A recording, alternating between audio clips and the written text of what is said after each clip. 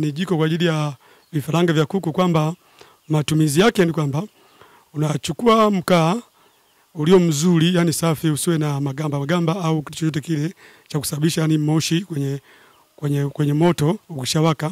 Kwa hiyo unachukua mkaa unaweka kwenye hili jiko ambalo unaliona mbele yako hapa. Ukishaweka humo ndani unachukua moto na unaweka pia, likishawaka ndipo unaweka kwenye banda lako ambapo kuna vifaranga vyako vya kuku. Jailos Julius, kijana mwenye ulemavu wa macho, mkazi wa Ipuli Manispaa ya Tabora, anayepambana na maisha kupitia sanaa ya ufinyanzi, amejikita katika kutengeneza majiko kwa ajili ya kukuzia vifaranga vya kuku. Anatueleza hatua ambazo huzifuata kutengeneza majiko hayo. Kwa hiyo nachukua udongo wa mfinyanzi ule original, na ujuaje? Ninaujua kwa kushika mimi, kwa angalau kwa kujaribu kufinyanga hivi na natambua kupitia mikono. Kwa hiyo hatua ya kwanza, nachukua maji pamoja na udongo wa mfinyanzi, nina ukanda, yani tunaweza kusema Kiswahili cha kawaida kama vile wanavyokanda mandazi. Kwa hiyo nina ukanda hivyo, nikisha ukanda kuna namna ambayo utanijulisha kwamba hapa sasa umefika hatua ya kwanza kutumika.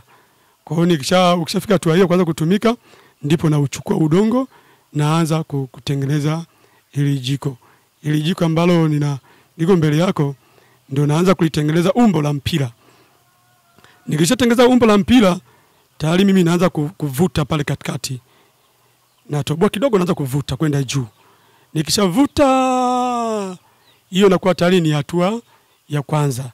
Baada hapo hatua ya pili nalisafisha, kuliweka sawa. Nikishakaa sawa, hatua inayofuatia mimi naanza kuliunda sasa, kulitengeneza kufuata ile duara ya mara kwanza niliyotengeneza.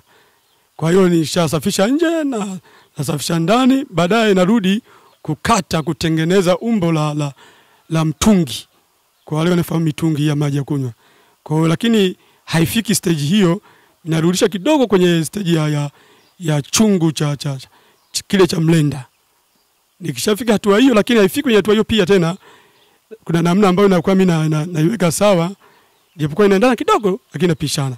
Kwa hiyo kishakaa sawa namna hiyo, ndipo mimi tayari naleta kwenye level ya kukaa hili jiko la kuku ambalo naliona mbele yako.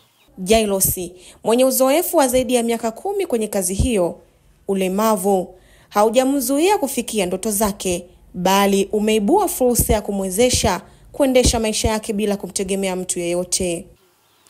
Mimi binafsi kuna faida, kwa sababu kusema ukweli hata pia mimi ni mojawapo katika wale waliopata asilimia ya hela ya serikali, na mimi pia nimepata, nilichukua kwa kazi yangu hii ya kujiajiri. Kwa hiyo mimi walipola kujiajiri nikawafuata, nikawaelezea, wakasema na kazi gani, kazi yangu ikawa ni hii, basi wakawa wamefanikisha kunipa mkopo.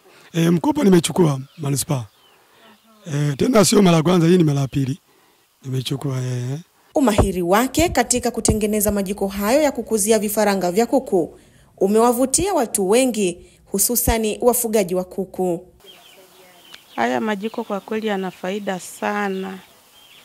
Yaani mimi mwenyewe nimeyapenda. Mara ya kwanza nilikata tamaa kufuga, lakini akaniambia, mama, jaribu haya majiko ni mazuri.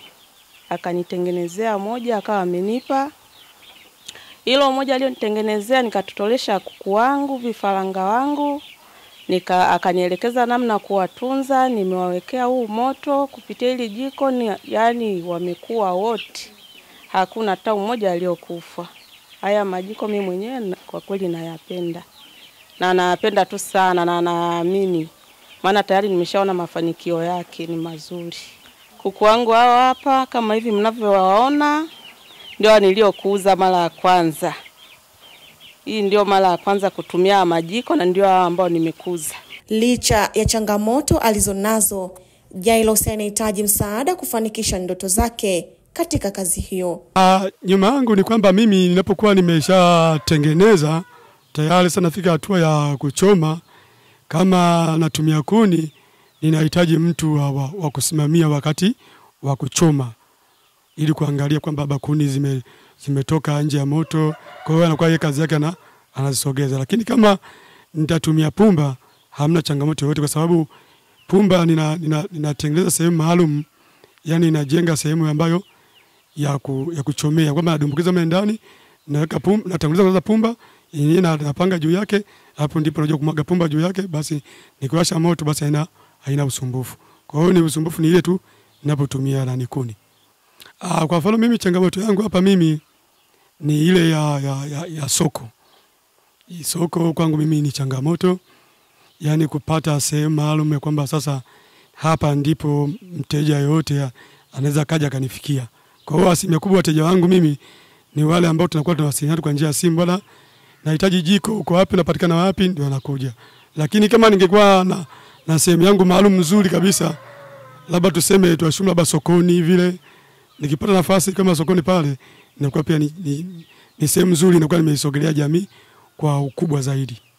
Kutoka Tabora, jina langu naitwa Khadija Omari Mazezele. Mtazamaji, hii ni Mabadiliko Chanya Online TV, mimi na wewe tupige hatua pamoja.